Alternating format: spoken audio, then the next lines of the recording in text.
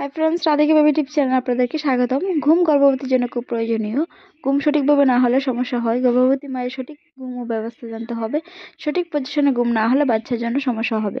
ঘুম আপনার শরীর সুস্থ ও সবল রাখতে, তাই আজকে আলোচনা করব গর্ভবতী মায়ের সঠিক ঘুম নিয়ে। গর্ভবতী মায়ের সঠিক ঘুম ও পজিশন কোনটা সঠিক আলোচনা করবো আজকে সঠিক ঘুম নিয়ে, যা আপনার বাচ্চার জন্য এবং আপনার জন্য নিরাপদ হবে। তো চলুন মূল আলোচনায়। ভিডিওটি মনোযোগ সহকারে দেখার অনুরোধ রইল। গর্ভাবস্থায় কিভাবে ঘুমাবেন? গর্ভাবস্থায় আপনি পাশ ফিরে ঘুমাতে পারেন। পাশ ফিরে ঘুমানো নিরাপদ। ডান বা বাম কাত হয়ে ঘুমাতে পারবেন কিনা? তবে বাম পাশে ঘুমানো সবচেয়ে বেশি নিরাপদ, কারণ বাঁ দিকে শুলে পুরো শরীরে রক্ত চলাচল স্বাভাবিক থাকে। তার ফলে সময় ও প্লাসেন্টা ভালো থাকবে আপনার শিশুও, সেই সঙ্গে নিরাপদ থাকবে আপনার গর্ভস্থ শিশুটিও। তো বন্ধুরা, বাঁ দিক ফিরে শুলে শিশু অনেক বেশি অ্যাক্টিভ হয় এবং সুস্থ থাকে। হার্ট ভালো থাকে, সুস্থ থাকে শিশুটি পরিমিত অক্সিজেন পায়। শিশুর শরীরে অক্সিজেন ভালোভাবে পৌঁছায়।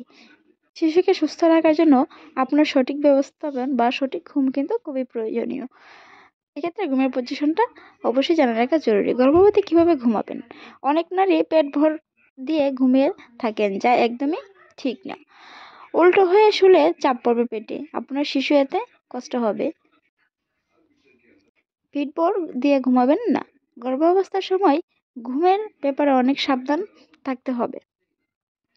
উপর হয়ে ঘুমালে বাচ্চার নড়াচড়া ব্যাঘাত ঘটে। সেই হিসেবে আপনার ঘুমটা অবশ্যই সঠিক পজিশনে হওয়া দরকার।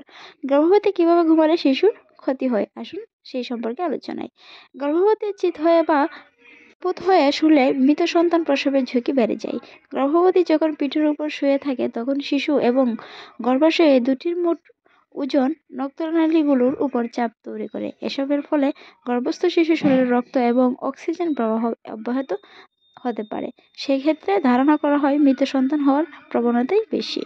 তাই গর্ভবতী মহিলারা এই সময় অবশ্যই সাবধানতা অবলম্বন করবেন।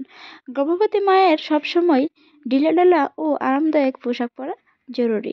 পরিধান করা এবং সঠিক পজিশনে ঘুম হওয়াটাও জরুরি। খাবারের সাথে সাথে ঘুমানো ঠিক না হলে ঘুমানোর আগে চা বা কফি, ক্যাফিকিন জাতীয় খাবার খাওয়া যাবে না।